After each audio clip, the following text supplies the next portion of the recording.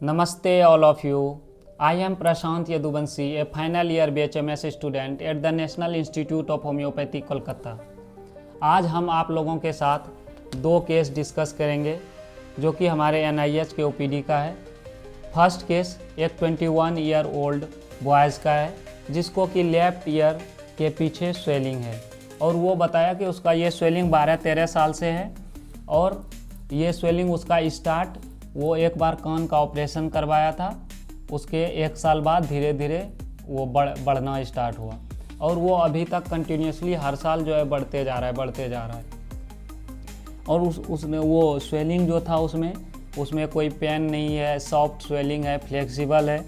और उसने बताया कि ये स्वेलिंग उसका हर साल जो है ठंडी में बढ़ जाता है या कहीं ठंडा हवा का एक्सपोजर होता है उसके कारण वो बढ़ जाता है।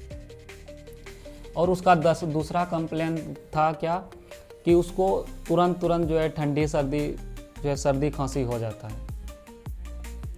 और वो बताया कि उसको ये सर्दी खांसी का प्रॉब्लम बचपन से ही है कि थोड़ा सा भी उसको ठंडी लगा उसको सर्दी खांसी हो जाता है। जैसे वो नहा लिया ठंडी में उसके कारण सर्दी खांसी हो लिया, या गर्मी में भी अगर वो कहीं बाइक से गया हवा का एक्सपोजर हुआ उसके कारण जो है उसको ठंडी सर्दी खांसी हो जाता है। और बताया कि अगर उसको पसीना होता है और उसके वजह से उसके कारण भीगने के कारण भी उसको ठंडी लगता है और उसके बाद खांसी सर्दी हो जाता है।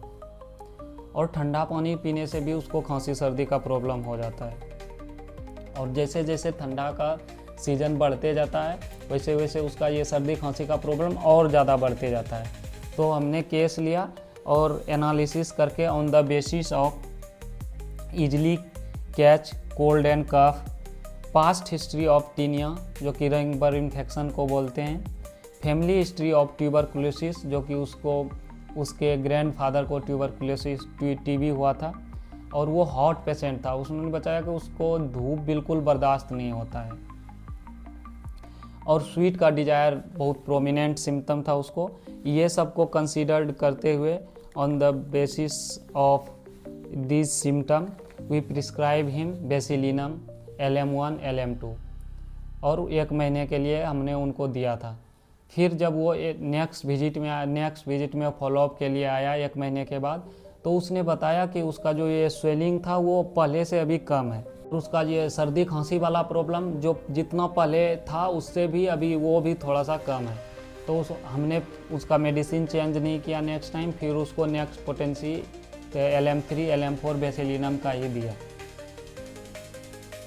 दूसरा जो है केस ये 39 ईयर ओल्ड मेल पेशेंट का है जिसको कि स्नोरिंग का प्रॉब्लम है। वो खर्राटे सोने के टाइम बहुत खर्राटे लेता है। उनकी बीवी भी उनके साथ आई थी, वो बता रही थी कि हम लोग सभी इनसे बहुत परेशान हैं।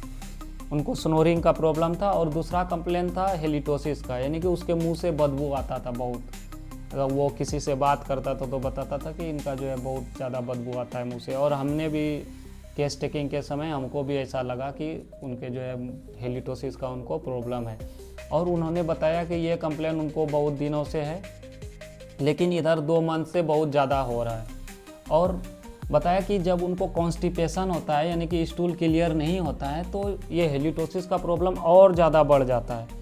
और उनका इधर 2 मंथ से वो 2 दिन में 3 दिन में एक बार स्टूल के लिए जाता है।